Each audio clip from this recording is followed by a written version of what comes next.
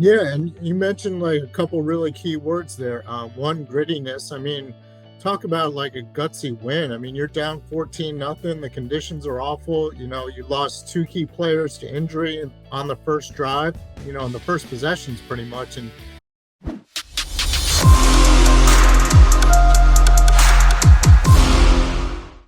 We had our guest Martin Frank from Delaware News Journal last week. You guys said, hey, make sure you have him back. He's my favorite Martian. He joins us right now on the Football Playbook after Victory Monday. Martin, good morning. How are you today? Thank you for joining us once again. well, thanks. I think I finally dried off after yesterday. Great to be back. Thanks for having me again. I was gonna say, did you wring out the clothes after that one, or I'll tell you what, I'm down here at the Jersey Shore. It started raining on Friday, Martin. It has not stopped. It's still raining here on Monday. I know it was constant throughout the game, and that's what Northeast football is about come fall time. But I want to start at the top of the game because this was a big storyline all week long. I don't want to glance over it. We debated, are the Eagles fans going to give Dougie P the standing ovation he deserves? It looks like they clearly did. I did not recognize any boos at home watching it on TV. If there were, it was very faint. But it looks like the fans were still trickling in, but the ones that were in attendance stood up and praised Dougie the way that we thought they would. Yeah, that's pretty much exactly what happened when the Jaguars came out on the field just before the game. Doug Pederson was walking with the team and stuff, and all the fans like stood up and cheered for him and gave him a nice ovation. And Doug kind of like did this, kind of clapped his hands towards the fans. I think I was kind of surprised that people were kind of wondering if they would give him a reaction, like a negative reaction or not. I mean, the guy coached the team to the only Super Bowl in team history. I mean, yeah, the last season was kind of a travesty and everything like that, but Doug gave him 5 good years. They made the playoffs in three of them, three straight. He did a good job, and he's obviously got the Jaguars playing well. Yesterday, notwithstanding, I mean, they're one win away from tying their total win output from last year and everything. He's got a good quarterback in Trevor Lawrence, developing much the way he did with Carson Wentz in his second year and stuff. So, I'm not surprised that the fans gave him a reaction. I was surprised that there was even a debate that they would give him, a bad reaction and stuff. So, it Well, was just kind of like, yeah, I think it was a week before the Boo Birds were down in D.C. They gave Wentz the business post, halftime. They were booing him off the field. And, then Doug in his presser, I think leading up to the game, he said, hey, I'm hoping it's receptive, but he said it is Philadelphia, so anything is possible. He gets it, right? He yeah, gets it. So yeah, definitely. and I would say the Jaguars did play a good game. It's just that the Eagles are playing elite. And the Jaguars jumped out to this big 14-0 lead. They got punched in the mouth, the Eagles did, but they showed perseverance. They showed grittiness, as Ric Serritella said. They showed that they can play from behind because they hadn't fallen down since week 1 against Detroit. And even when Jalen Hurts makes a rare poor decision early on in the game and throws an interception, this team never lost composure. They never lost focus. In fact, Ric Serritella never even hesitated to go for it on 4th down early on in the game, despite being down. And Jonathan Gannon, again, never took his foot off the gas. So I think Jaguars are a good team. They're ahead of schedule. They just ran into an Eagles team that is the only undefeated team in the NFL for a very good reason, Martin. Yeah, and you mentioned like a couple really key words there.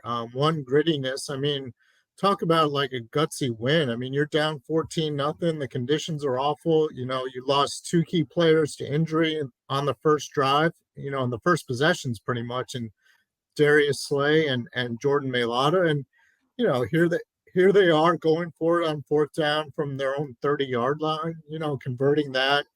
Jalen Hurts on 4th and they're down 14-0. They're at the 3-yard line with 4th down. Jalen Hurts like takes the ball up the middle, gets blasted by Devin Lloyd, and still manages to find his way into the end zone. A lot of people overlook that, but if the Eagles don't score there, they turn the ball over on downs. They're still down 14-0, and everyone's like, why didn't you kick a field goal? Why didn't you kick a field goal? But instead he gets in somehow.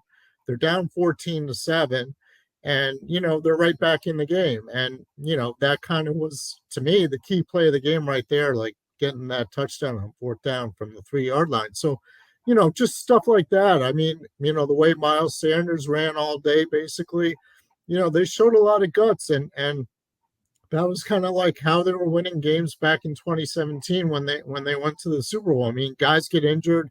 Guys like Jack Driscoll, he had never played left tackle in the NFL before. He plays a great game. Isaac Seumalo leaves in the 4th quarter.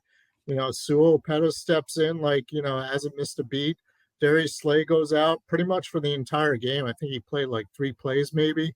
And Zach McPherson, comes in and pretty much does a good job, It's stuff like that. I mean, that's kind of like, it's kind of eerily similar to how they won games in 2017. And you're seeing a lot of that. They just have a lot of character, a lot of guts, and a lot of grittiness, as you pointed out.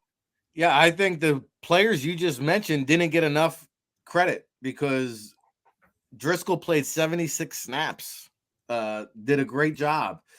Opeta played 20 snaps and filled in admirably. But we mentioned, Slay going down. McPherson played well. Josiah Scott, he got picked on a little bit. I saw Christian Kirk with that big play, but a couple penalties here and there. But, I mean, give Josiah Scott some kudos. And we talked about the depth of this Eagles roster. I mean, they are deep at almost every position now. I want to go back to these 4th downs because you said the 4th and goal with Hurts and the Devin Lloyd was a big play. Also, right before halftime, after that 2-minute warning, they went for it again on 4th and 1. Yeah. Hurts got the 1st down right before that Gainwell up the gut run. And that, to me, was a big statement because that put them up at halftime. They missed the extra point, but they go into halftime up 20-14 after being down 14-0. And I don't think they ever looked back after that.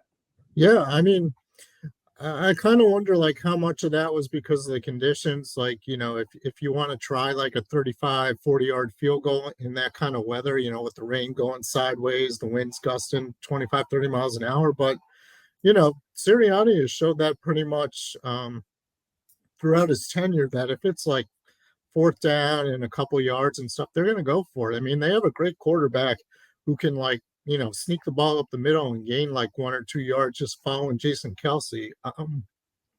They can run the ball with Sanders. They can do a lot of different things. So it's not totally surprising that they went for him 4th down. It does show guts, and they made it. Jacksonville knew it was coming. I mean, I don't think they were surprised by the fact that the Eagles like to go for it on 4th down. I mean, that's kind of what Doug Pederson did when he was the Eagles coach too. So it's not like totally out of character. It's not like they weren't prepared for it. So, they made it work. They did make it work, and they are now, again, the only undefeated team in the NFL, 4-0 for the first time since 2004. Martin Frank, Delaware News-Journal, with a slew of articles already up there on the website. Make sure you go and check out all the articles he has. We'll get into the Miles Sanders one in just a second. I think you were the one that mentioned, though, they haven't been 4-0 in 18 years. And, if we go back and look at that team, they had Donovan McNabb, Brian Westbrook, T.O., Todd Pinkston, Fred X, L.J. Smith, that tight end. McNabb had 34 touchdowns and 8 interceptions that year.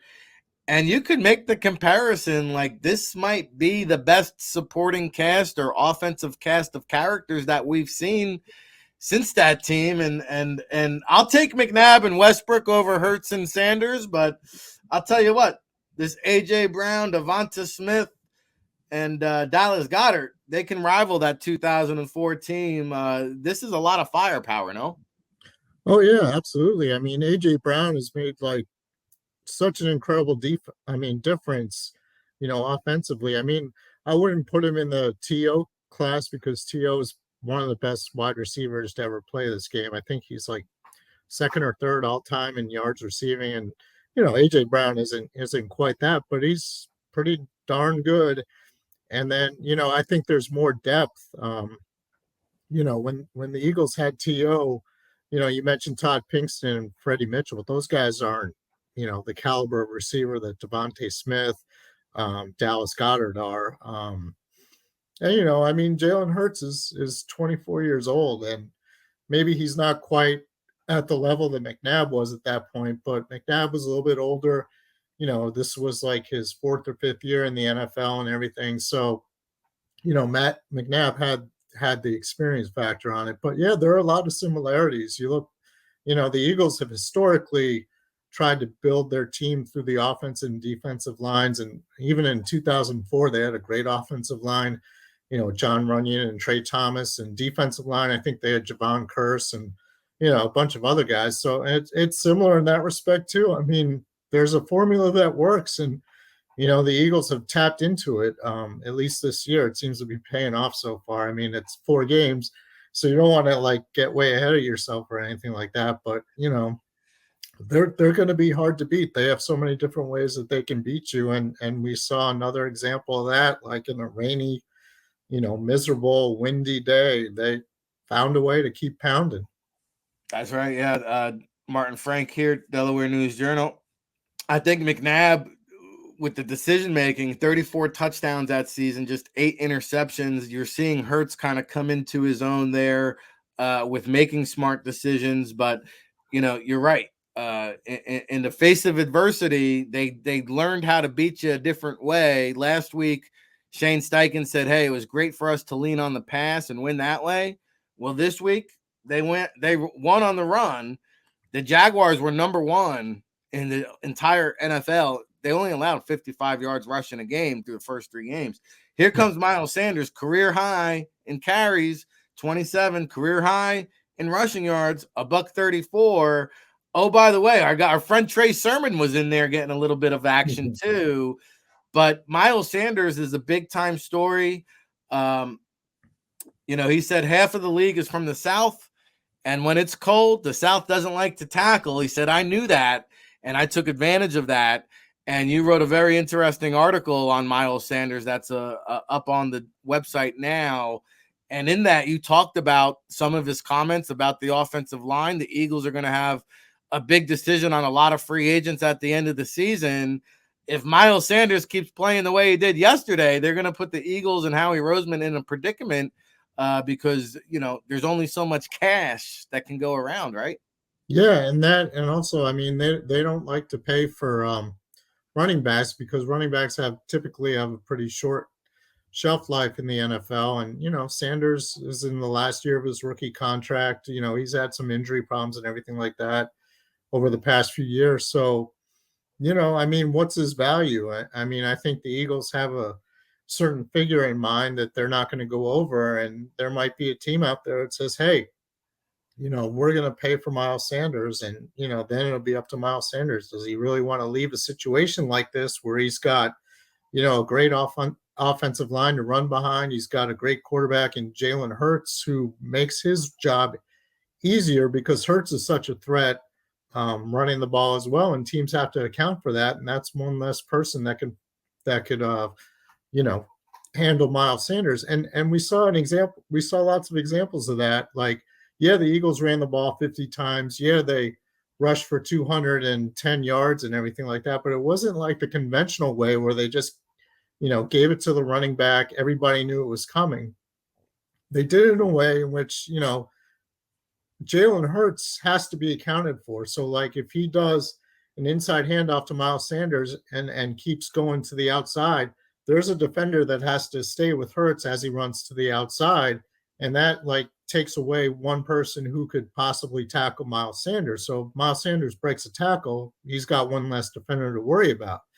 So that's kind of like when people say, oh, the Eagles just pounded the ball. Yes, they did, but they also did it in an unconventional way because of Hurts' threat. And Miles Sanders has to appreciate that. I mean, obviously he did with crediting the offensive line, and he has with, crediting Jalen Hurts and everything too. But, if Miles Sanders leaves, he's not going to be in a better situation than he is now with the Eagles. And that's kind of like the crux of it. Like, maybe Miles Sanders can get some more money somewhere else, but he wouldn't have a better situation than he does here. I would agree with that, Martin. And we saw 55 snaps yesterday, 27 carries, Gainwell 22 snaps, and then Trey Sermon only 5 snaps, but he made them count. He had a couple of nice plays there. I think a big run with a face mask called. And when he came into the game, the Eagles tried to get the ball in his hands. Again, Boston Scott out. Sermon gets a little bit of the taste, 5 snaps. He might be that bigger back that the Eagles are trying to look to fill that void. Do you think we see more of a Trey Sermon moving forward? And what happens when Boston Scott comes back, because they can't keep 4 active running backs, right? Right. I mean, obviously another good problem to have. I was always, the 49ers drafted Trey Sermon in the 3rd round last year, and they gave up on him after 1 year. So it kind of like raises an eyebrow, like, why would the 49ers do that? I mean, if they invest so much in a 3rd round pick to give up on him after 1 year. So, maybe the Eagles can find something that the 49ers couldn't last year and everything like that. But yeah, I think it's an interesting problem to have. Boston Scott comes back. Does Trey Sermon, keep getting some carries? Does Kenny Gainwell, lose some carries and everything like that?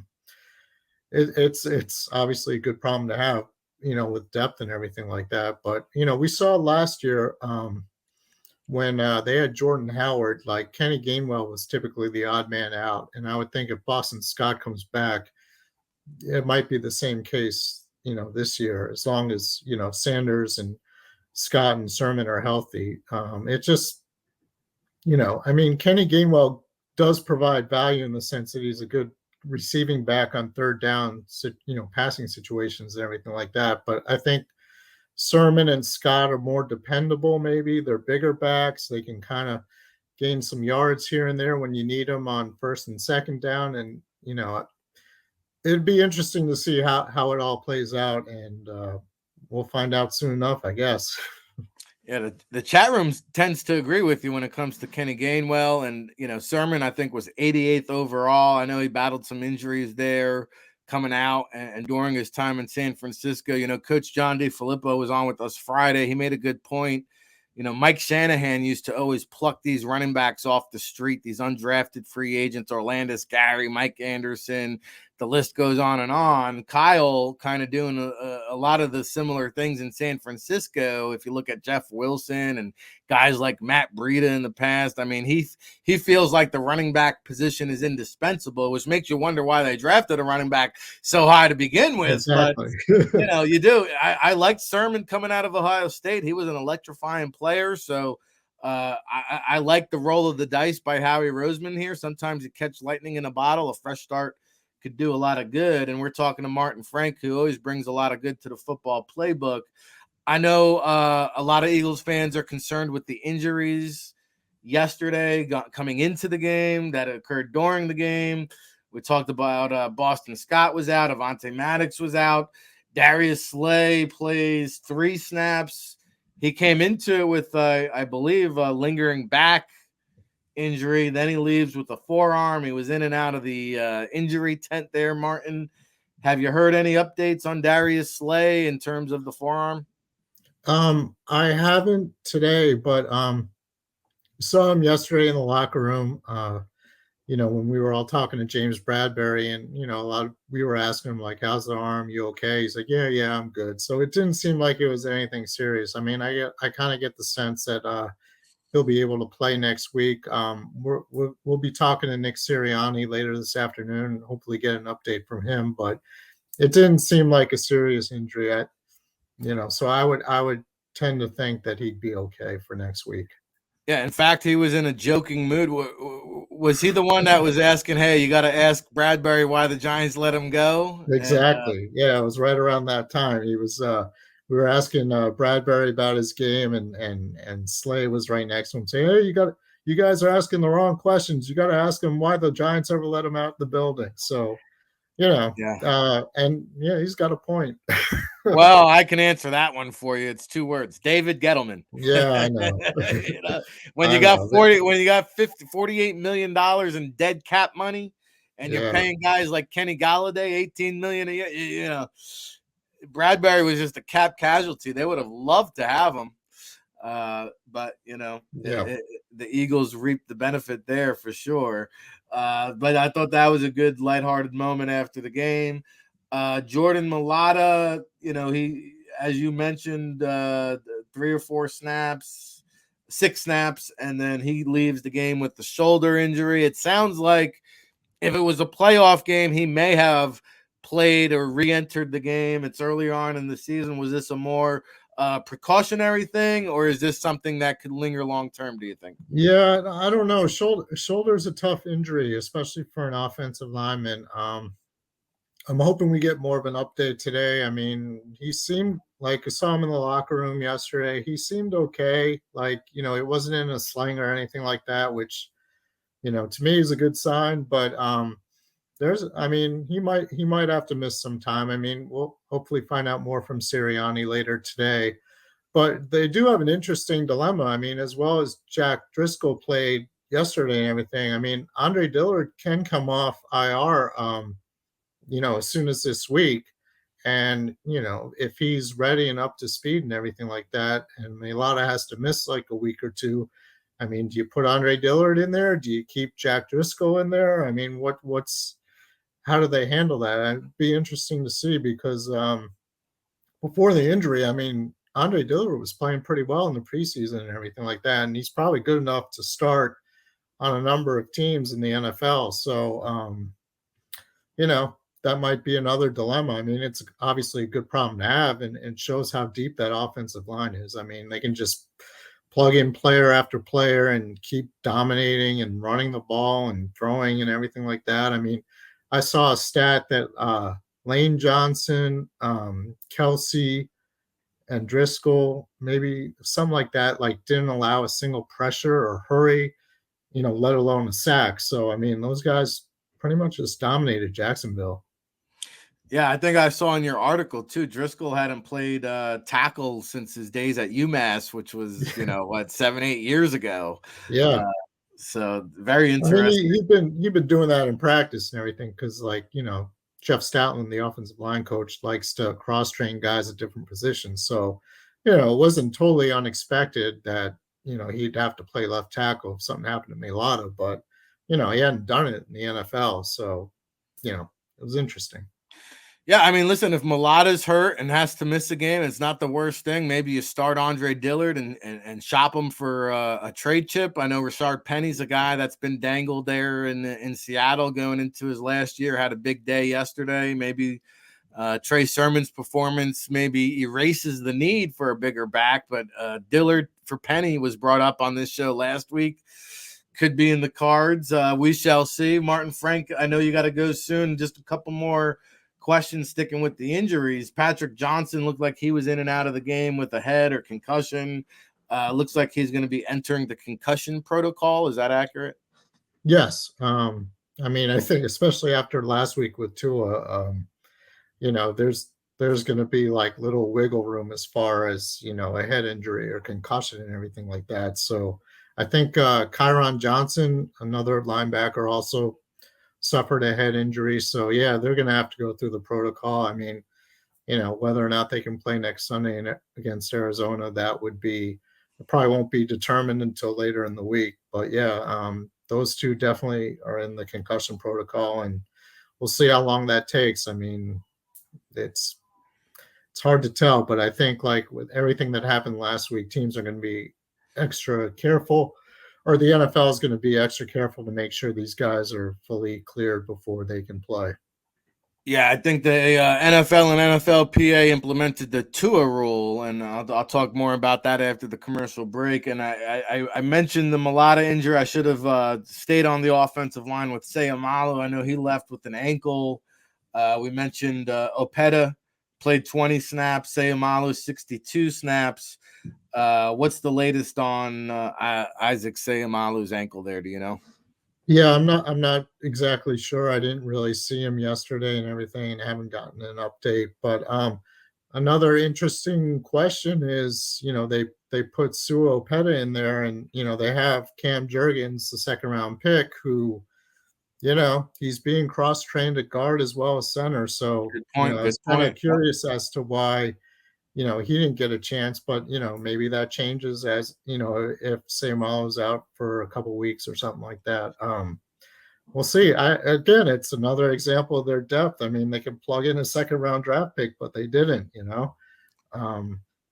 Well, I'll be looking forward to your questioning with Ric Serritella today later on in the press conference, Martin. So, hey, you've been ever so kind to join us here for a second consecutive week on the Football Playbook. We hope to have you back.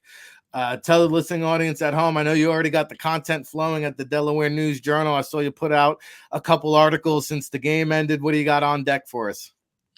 Well, I mean, we're going to be talking to Zach Ertz later today. So, there'll be a story on Zach Ertz probably tomorrow morning on DelawareOnline.com. More follow-up. Another old friend that we're it's like the reunion seasons, like every week, first it's Carson Wentz, then Doug Pederson, now Zach Ertz. So, it'll be interesting. I mean, Ertz is doing well out there in Arizona, as one would expect. And, he's got a lot of ties to the Philly area. He's well beloved in the city, and I'm sure it's going to be kind of a bittersweet experience for him to play against his former team, to see Dallas Goedert, having the role that he used to have and everything like that. So, reunion season rolls on. The reunion tour rolls on from Wentz to Dougie P to Zach Ertz, and we'll have Howard Balzer on actually in the second hour, who covers the Cardinals. So we'll get an update on Ertz. Before we let you go, Martin, I got so caught up in the Eagles' big victory. I forgot to look ahead. We got the Arizona Cardinals on the road, cross country. Little bit of a surprise. The Eagles opened up, I think, as like a touchdown favorite on the road in Arizona, who beat the Carolina Panthers yesterday. I know it's early in the week. You don't have to give an exact prediction, but what's your take on this game? Is this a litmus test game? Is this a sneak up game, or is this a game the Eagles should win handedly? I think it's going to be a tough one for the Eagles. I mean, they have the Cowboys the week after that. I mean, I'm not saying they're looking past the Cardinals or anything like that, but Arizona's got a really good offense. The one thing in the Eagles' favor is they don't have to worry about DeAndre Hopkins, who's still serving his suspension. But, Kyler Murray can do pretty much everything that Jalen Hurts can. He's tough to handle. He can run. Like, I remember the game a couple of weeks ago, I think it was a 2-point conversion. He ran around for like 20 seconds, ran all the way back to the 20, and then somehow found his way in the end zone. I mean, he's going to be tough for the defensive line to handle. I mean, the Eagles are going to have to find a way to kind of slow him down. I think it's going to be a pretty close game. I haven't really delved into it too much, but just from the looks of it, it's going to be a tough game for the Eagles. It'll be, and as gutsy as they were to pull out this game against Jacksonville, I think they'll have to do that again if they want to beat the Arizona Cardinals. We know this: the Cardinals could put a lot of points on the board in a hurry, and I know one thing that Jalen Hurts has got his eye on is that Kyler Murray contract, 46.1 per year. If he can beat Murray mano a mano, right, it just continues to state his case for the offseason negotiations. And somebody in the chat room was quick to remind us, maybe we can have you back next week for Jason Peters week when the Cowboys. That's right. Another one, Jason Peters, right. The reunion tour keeps on rolling. Hopefully we can have you back. He's my favorite Martian, Martin Frank, Delaware News Journal. Thank you so much, Martin. All right. Thanks for having me. Take care.